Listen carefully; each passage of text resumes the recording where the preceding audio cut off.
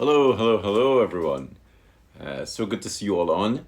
I hope you're well. So you might have noticed that I did a post today about some classes. So Talmon and I have been talking about these classes for ages. Dean, what? Uh, so one of the things I've been thinking about doing, especially lockdown has been a little bit unsettling. There's so much that's been happening. The classes aren't free because I have to pay for Zoom. So the classes are quite cheap. They're £5, and these particular classes are something that a lot of you have been asking me about for a while. So what we've decided to do is to run some classes on meditation and calligraphy. So the classes are on Wednesdays and Sundays from during the week they're from 7 to 9, and then there's an optional hour where you just sort of hang out and talk about what you've learned and how it's affected you. On Sunday it is from 5 to 7, and again that hour, the optional hours afterwards, where you can just sort of hang out with everybody else and just talk about what you've learned. So those are happening in December. That's the 16th and the 20th. They're really sort of ongoing classes. It's like a yoga class, you don't just go to one. So you go to a few of them and you have some, cumulative sort of effects of the work. In January, we're setting up the classes a little bit differently, but I really wanted to do something in December because I finally got my Wi-Fi to work. Yay! Such a hassle. And I wanted to do something because I know a lot of people are still quite stressed. But of course, I couldn't just do it for free because I have to pay for Zoom. So we are running these classes. They're very cheap. They're £5 for the 2 hours, 3 hours if you're staying for the next hour. And I'm going to teach you how I approach writing from a meditative aspect. And so that, please go to the Eventbrite link in my tap link and just read the information about the classes. It's it's not a ton of text, but it really sort of gives you a sense of what we're trying to achieve here. So there's the classes for December. We will put up the classes for January, February, and March in a week or so. So we're looking at doing Copperplate letters, a practice session, very much like the meditation classes. So they will also be £5 to join and just to practice along. It's not a beginner's class. It's really for people who have been working with the script or who are working with the script and struggling with it. It's to help you sort of figure out what's going on. And then we have sort of classes, courses. So the courses will be things like two 2-hour workshops on Copperplate script, on ligatures, on learning to write, on using the Copperplate script. Because I also realized one of the things that seems to be missing is a lot of people are teaching script, but they're not actually teaching you of writing. So the classes are 100 people. That's the limitation. So if you signed up for the newsletter or you should have been able to see that post that I did. I'm not sure if the post came up here, but I did post it online on my Facebook page, which talks about other things that are happening. So as the Wi-Fi has been finally sorted, some of the other things we're looking at is one of the things we're looking at is one-to-one sessions. So you can book one-to-one sessions with me. You can also book small group sessions of no more than 4 people. Hey Jürgen, how are you?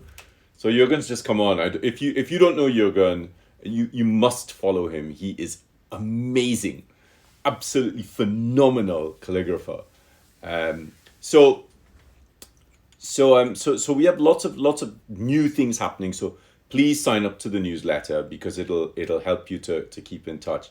And so some of the classes that are coming up are Copperplate script, letters. Some of the courses that are coming up are learning to use Copperplate script for text. So writing out text like poems and blocks of text. So some of you saw me post some other bits and pieces some other bits and pieces about different kinds of classes. And of course, I have one other thing to tell you about that is excellent news. I'm so excited. So I think we found someone to make the lining template. And I am waiting to get the prototype back from them. And once that comes in, I will do a video and I will share this. I'm so excited about this because I can finally get on with this. Right.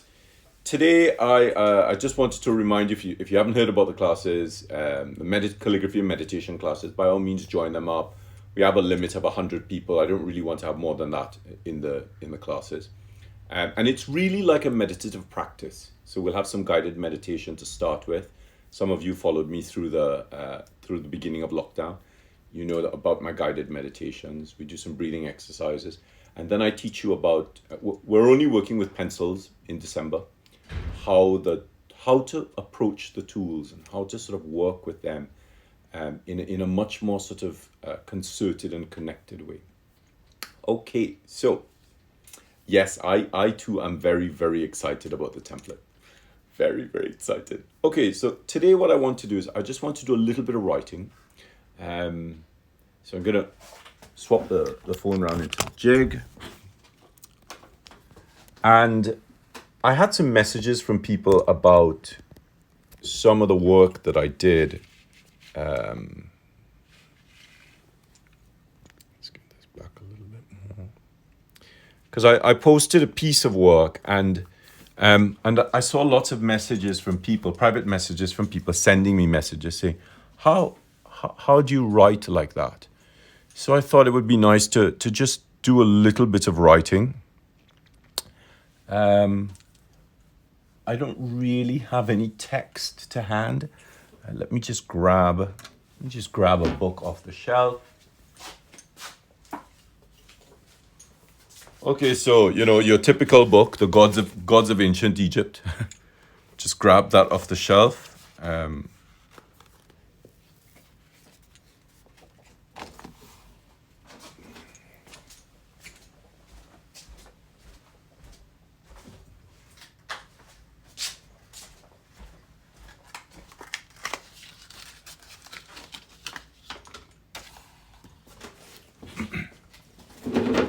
So all of this research that I've been doing, all this 17th, 18th, and 19th century research, I think it'll be nice for you to see how I've been using this work. Always mark off. Usually the first letter is the first word is bigger.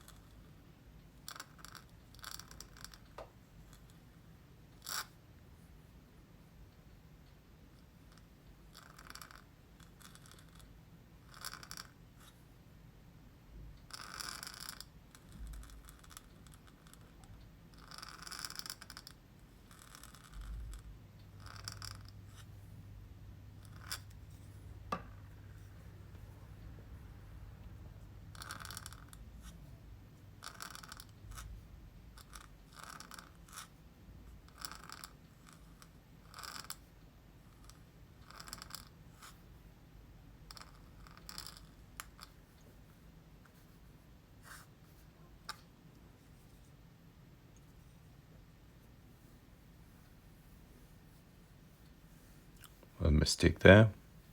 It should just be the Egyptian language.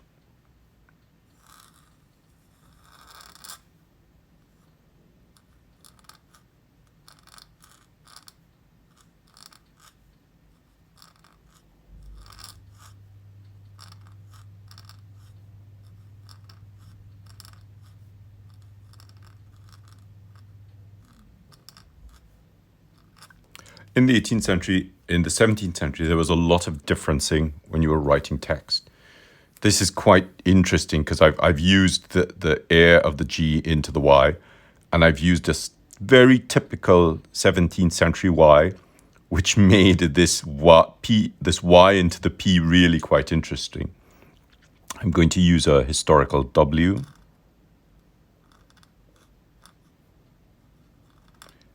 And a lot of the time you find the S quite tall, but notice I tend to keep, I tend to keep my script on the 55, but the S's are generally off the 55. Oh, sorry. Let's see very quickly.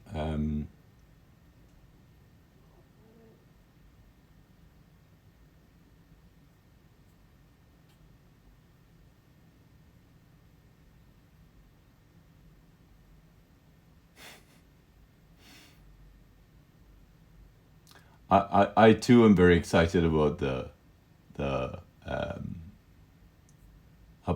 newsletter. Oh, Martin, I'm really glad that you're excited about that you like the pads.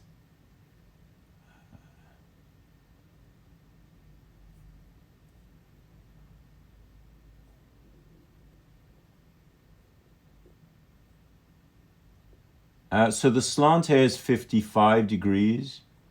Okay. I'm just going to do some more writing, and I'll stop and look at the questions in a bit. So the S is off at a really odd angle. This is really typical of this period. Language was written in.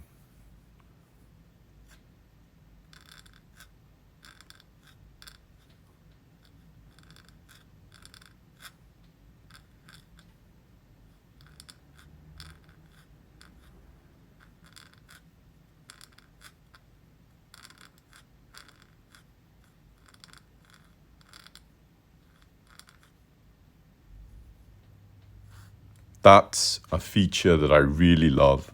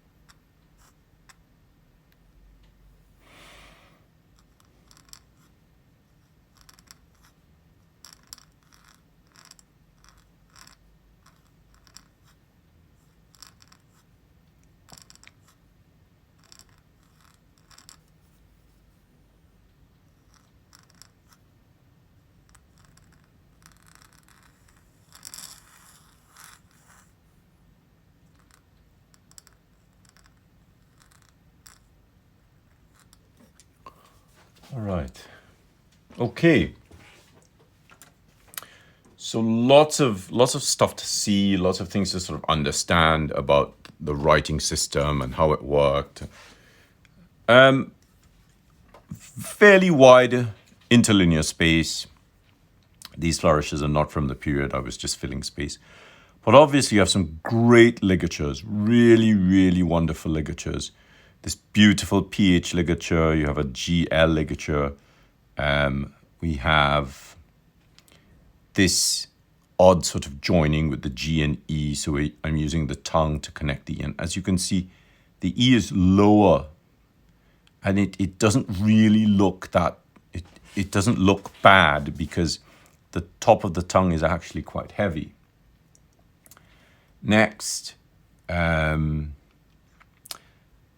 I find these quite interesting for picking up space on the other side of letters like the P.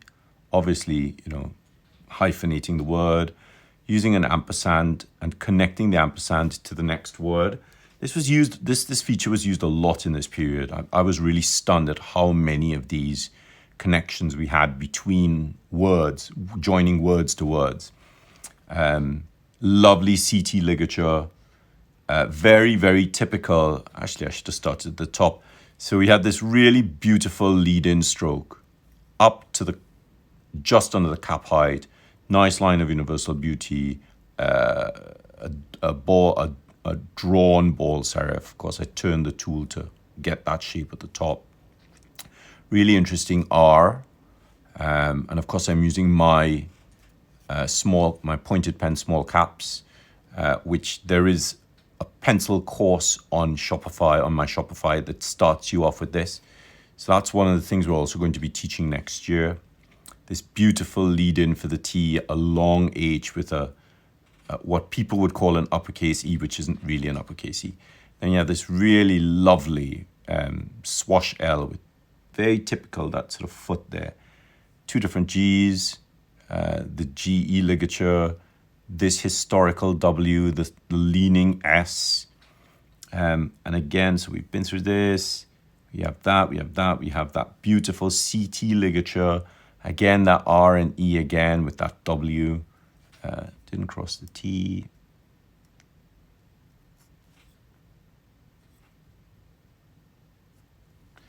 I sometimes try to keep the crossbar on one side or the other because it adds interest and it doesn't have this big sort of horizontal block. Again, this beautiful lead-in ligature. These Ds are really lovely. I love these. I love how they sort of come up and go across.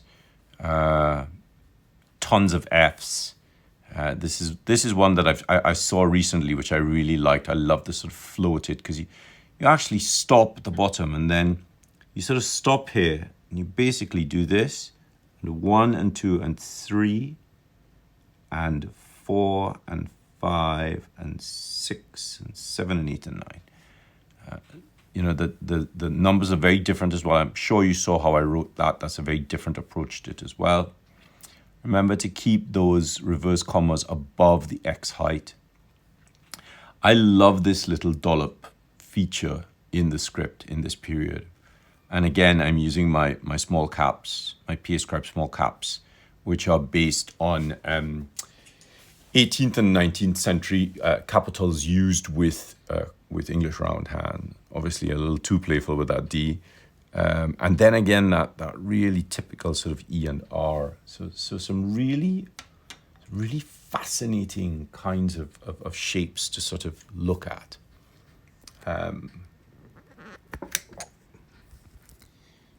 And let's take the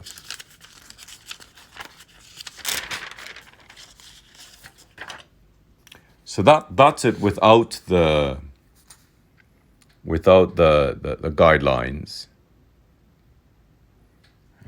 You can really sort of see how beautiful and elegant it is, but more importantly, how even it is. So I have been showing you a lot of the research that I've been doing. I lie. I haven't been showing you a lot of the research I've been doing. I've only been able to show you an absolutely tiny amount of the research I've been doing.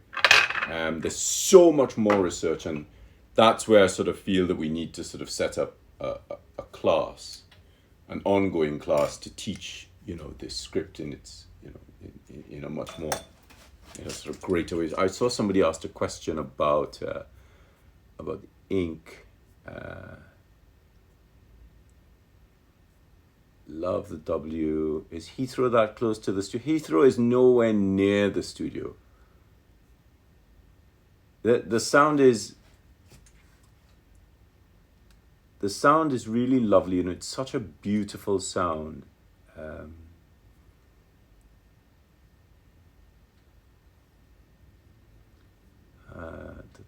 Interesting. Yep.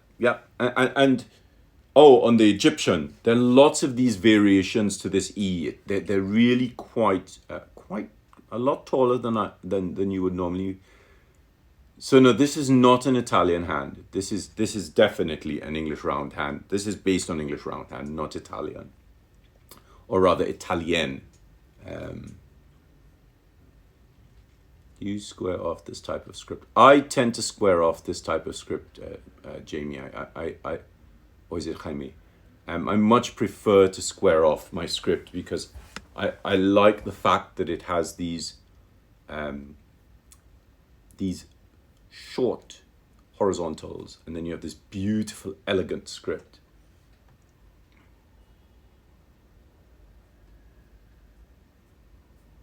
Oh, so the ink is Tom Norton's Walnut drawing ink. The nib is a 122B nib, and the paper is London Graphic Centre layout.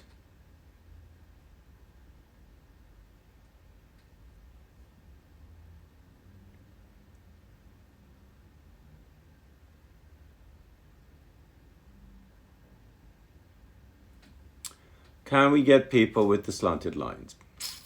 Well, I mean, my blue pad, which should have worked, works with a pencil, but there was a problem with the amount of size in the paper, the pulp when they were making it.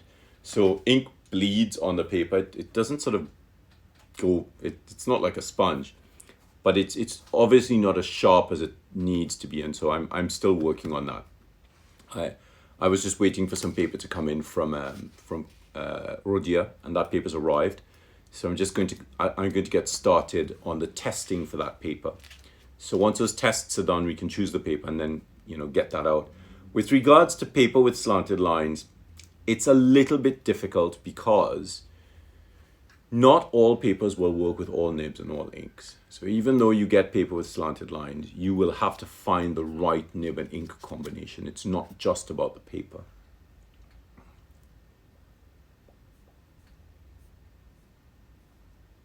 So you saw some of the small caps. So those of you interested in these small caps, so one of the things that I've been working on for the last sort of 10 years is, and some of you have seen this, is a more comprehensive set of capitals that we can use with things like English Roundhand and pointed pen scripts like Copperplate script and engravers and engrosser script.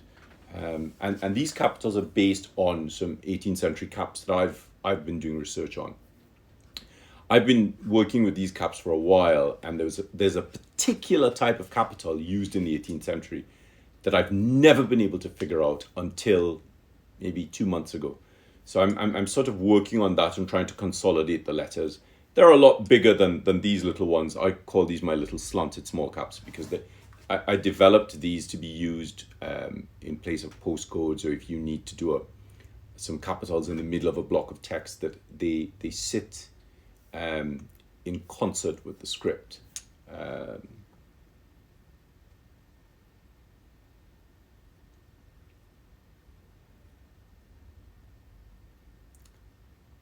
The D descender style. The D descender. You mean the G descender?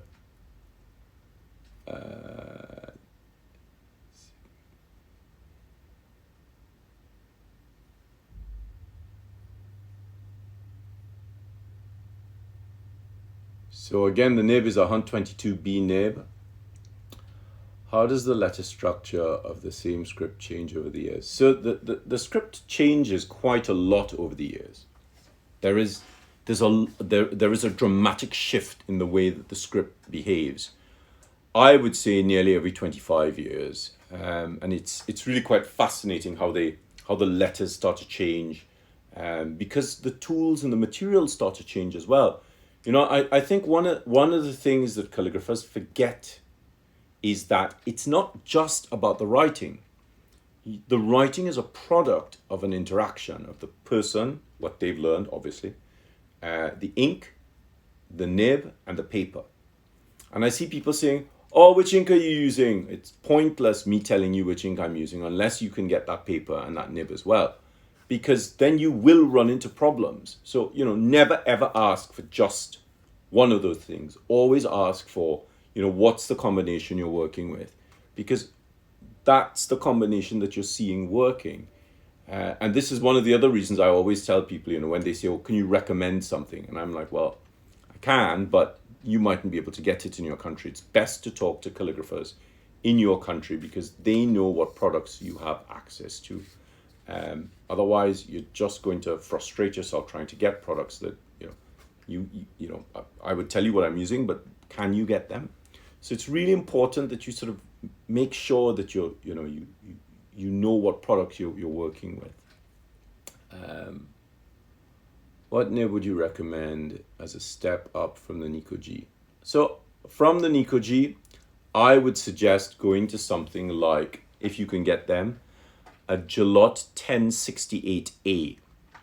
It's roughly the same sort of rigidity as an Nico G, but it's not polished as an Nico G is. So it's a little bit sharper, and you can really start to feel the page through the nib. I think one of the problems with the G nibs is because they're so polished and rounded, you lose that sensitivity. It's like a needle playing a record.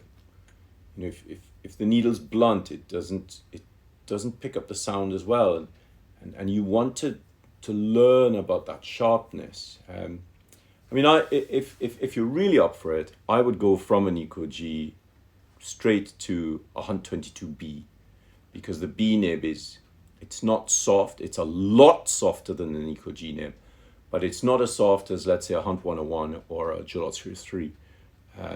So just sort of take your time with it and really work out if the nib will work on the paper. Because remember, a Nico G nib is a really blunt nib. When you move to a Hunt 22B nib, the tines are maybe 10 times, the tip of the nib is maybe 10 times thinner than the G nib. So when you press, the tines spread, and that means each tine is twice as sharp as when the tip is together. So if the paper isn't substantial enough to hold the scoring, the ink is just going to bleed through the score, drop down through the score, and feather out around around the letter. So you need to be really conscious of this. You know, don't just pick up a tool and expect it to work. And then, of course, you have the other issue of ink. So, you know, if you're running into problems with ink, Chinese stick ink or Japanese sumi ink is generally, I mean, they are generally the best inks to work with. The walnut ink is great, but you need the right paper to do that with.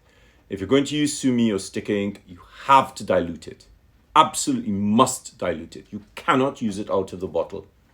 Because if you try to use it out of the bottle, it's just too thick because it's not made to be used in a nib.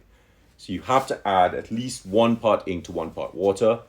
Some stick inks and sumi inks actually need up to 3 parts water to 1 part ink. So just be really careful with that. Okay, so I only need a Hunt 22B nib and a robot hand. You need a brain as well to be able to do it too, not just the hand. Remember, a lot of this is about thinking. How are you thinking? How are you connecting the things together? I don't know if the pads are available on Amazon. Rodier is really dealing with that distribution. So if you wanted to get information on that, I would suggest you contact them. I fell in love with the Hunt 22B nib now. Yep. You know, once you graduate up, you're just like, wow, the line work is so much more beautiful. So Do the meditations workshop build on each other?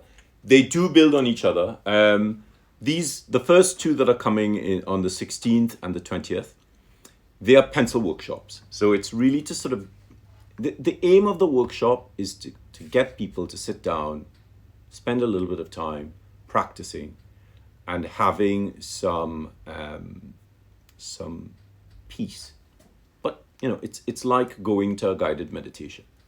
You go to the meditation and whoever's directing the meditation guides you through the meditation. So I will obviously do some guided meditations during the 2-hour session.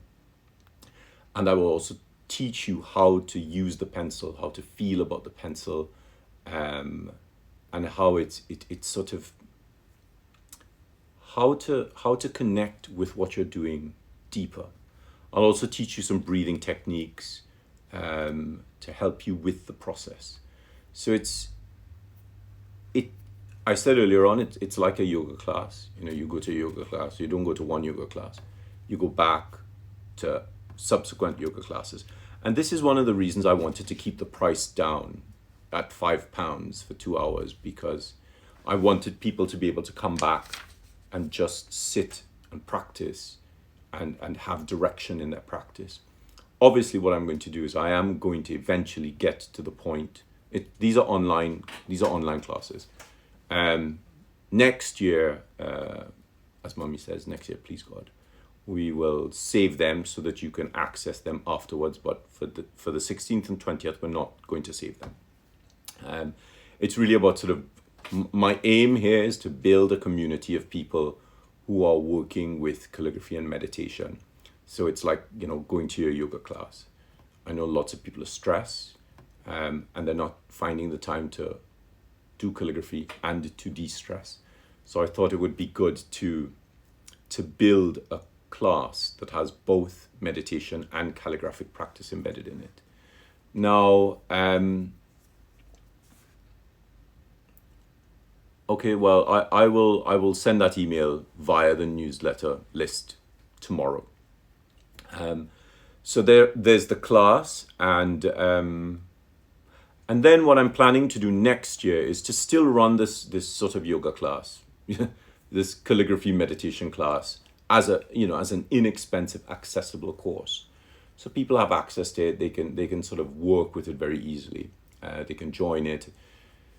Next year, I will change the structure of the class after it's run for maybe like 2 months, and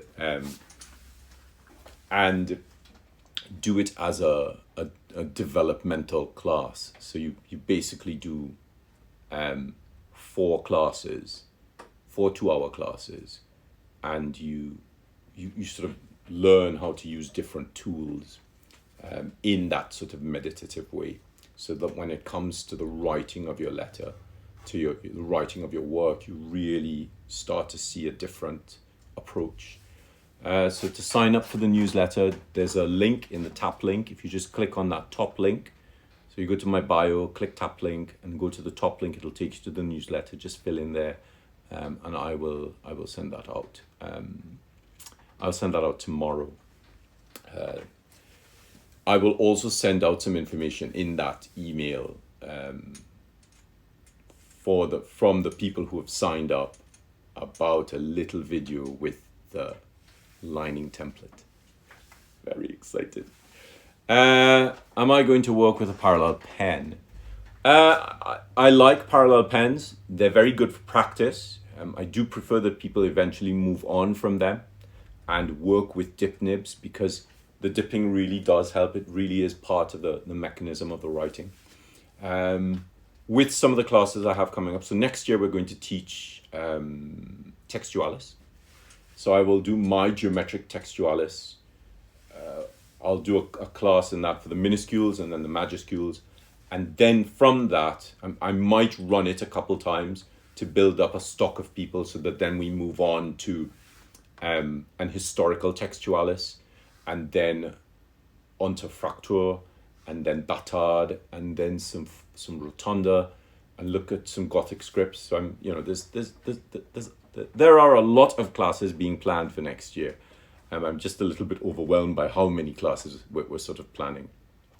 All right. So I'm going to go. Thank you very much. Are there any questions that I missed?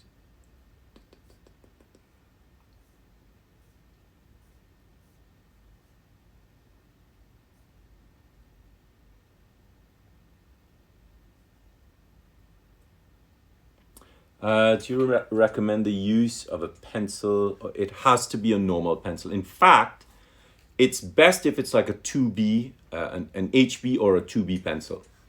I'm probably going to work with a 4 or a 6B because I've become so careful with them and so sensitized to what they can do that I think it would be great for you to sort of understand that as well. So supplies list, like I said, it's just a pencil. It's just pencil practice. We will send out a list for people, a sort of simple list and a more complex list if you want to get slightly more complex pencils to work with. Thank you, Chris. That's very kind of you. Hi, Michaela. Is the email about the classes subscribe? Okay, yes. Okay, so I'll send that out next week. That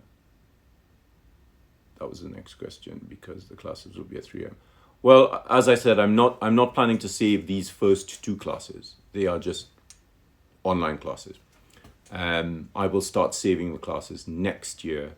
So all the classes will be on Wednesday and Sunday. From Wednesdays are 7 to 10. So it's a 2-hour class with an hour sort of chat afterwards, and you could talk with other people and exchange ideas. On Sunday, it's from 5 to 7 with an hour talk. And then the courses that we have coming on will be on Thursday and Friday from 7 to 9 on Thursday and Friday.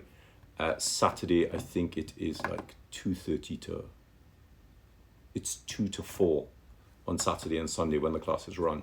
So we're planning to run a course in the week and then run the same course on the weekend for people who can't make it during the week. All right. Right. I think that's it. I'm going to go. This meeting will record it. I'll see if I'll post this on YouTube when I get home. Thanks, OJ. Thanks for always being there. You have a kit that we might purchase. I'm sort of struggling with this idea of a kit because of the issue with shipping at the minute. I am looking for suppliers in specific countries to sort of collaborate with on getting materials together. But again, that's something that we're looking at for next week. If you get me to meditate, if you get me to a meditative modus, you have won a bottle. I think you're going to owe me a bottle. I've been really fortunate, and some of the people on here have joined my my meditations on YouTube at the beginning of the first lockdown, and I've had some great responses from people saying they've never been able to meditate, and they open their eyes and they want a beach, and I was sort of guiding them through this meditation. So you're definitely going to owe me that bottle.